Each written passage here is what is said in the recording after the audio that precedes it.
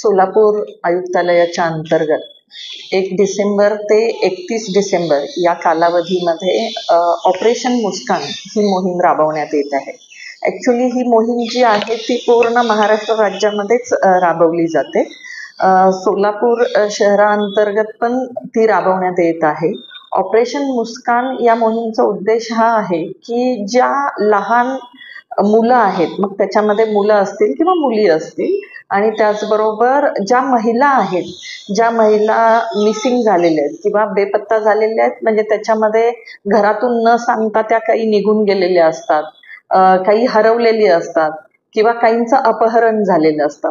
असे जे मिसिंग किंवा ज्यांच्यामध्ये गुन्हे दाखल झालेले आहेत अपहरणाचे, अशी जी लहान मुलं, मुली आणि महिला यांचा शोध घेणं आणि त्यांचा शोध घेतल्यानंतर ती जी मुलं आहेत ती त्यांच्या पालकांच्या ताब्यात देणं, आणि ती मुलं जेव्हा आपण पालकांच्या ताब्यामध्ये देतो तेव्हा त्या पालकांच्या चेहऱ्यावर येणारं जे हसू आहे किंवा जे आनंद आहे त्यालाच मुस्कान म्हटलेलं आहे. किंवा ती मुलं जेव्हा आपल्या पालकांना भेटतात तेव्हा त्यांचा जो होणारा आनंद आहे आणि त्यांचा जो हास्य आहे त्याच्या अनुषंगाने ऑपरेशन मुस्कान मोहीम आहे.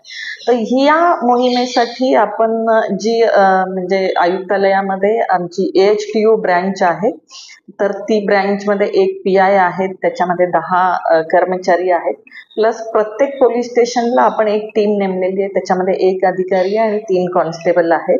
आणि हे स्पेशल ड्राईव्ह घेतला जातो आणि याच्यामध्ये फक्त जे काही हे मुलं अपहरण झालेले आहेत किंवा जे काही मिसिंग झालेले आहेत यांच्यावरच फोकस केला जातो आणि त्यांचा शोध घेतला जातो. या अंतर्गत आता 1 डिसेंबर पासून जवळजवळ 10 डिसेंबर पर्यंत सोलापूर आयुक्तालयामध्ये 130 जणांना आपण या ठिकाणी शोध घेतलेला आहे, 130 जणांचा. त्याच्यामध्ये 25 महिला आहेत, 65 पुरुष आहेत, आणि या महिलांच्या सोबत जी काही मुलं ते लहान मुलं घेऊन जातात अशी 10 लहान मुलं मिळालेली आहेत.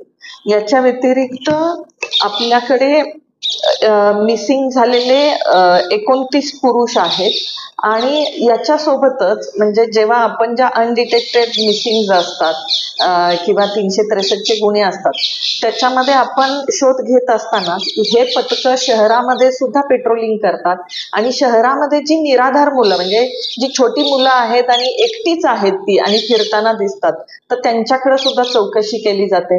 ज्याच्यामध्ये काही भिक्षा मागणारी मुलं असतात, मग त्यांना बाल कल्याण समितीसमोर हजर केलं जातं आणि मग त्यांना बालगृहामध्ये ठेवलं जातं.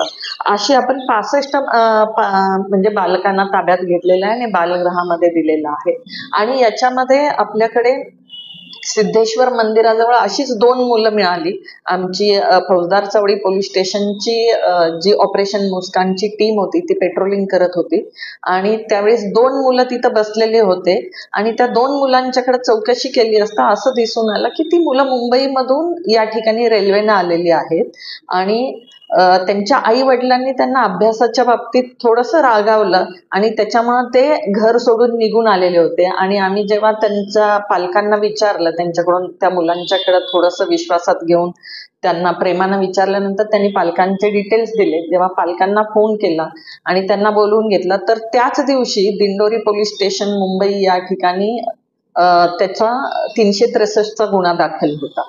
तर अशा पद्धतीने या मोहीममधून म्हणजे अगदी 24 तासामध्येच ती मुलं आम्हाला, जी आमची ऑपरेशन मुस्कानची टीम आहे त्यांच्या प्रभावी पेट्रोलिंगमधून त्या मुलांना आम्हाला त्यांच्या आईवडिलांना देता आलं.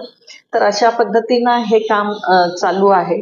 आणि याच्यामधून जर नागरिकांना मी आवाहन करते की या मोहिमेच्या दरम्यानच असू दे किंवा पूर्ण वर्षभरामध्ये सुद्धा जर आपल्याला अशी काही मुलं मिळाली जी निराधार आहेत, एकटीच आहेत, आपल्याला वाटते की ते संशयास्पद फिरतायत, त्यांच्यासोबत कोणी नाही आहे, तर तुम्ही डायल 112 ला कॉल करू शकता.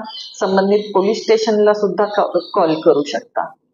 ऑपरेशन मुस्कानला सर्वांनीच या ठिकाणी प्रतिसाद द्यावा असं मी सर्वांना या ठिकाणी आवाहन करते. थँक्यू. जय हिंद.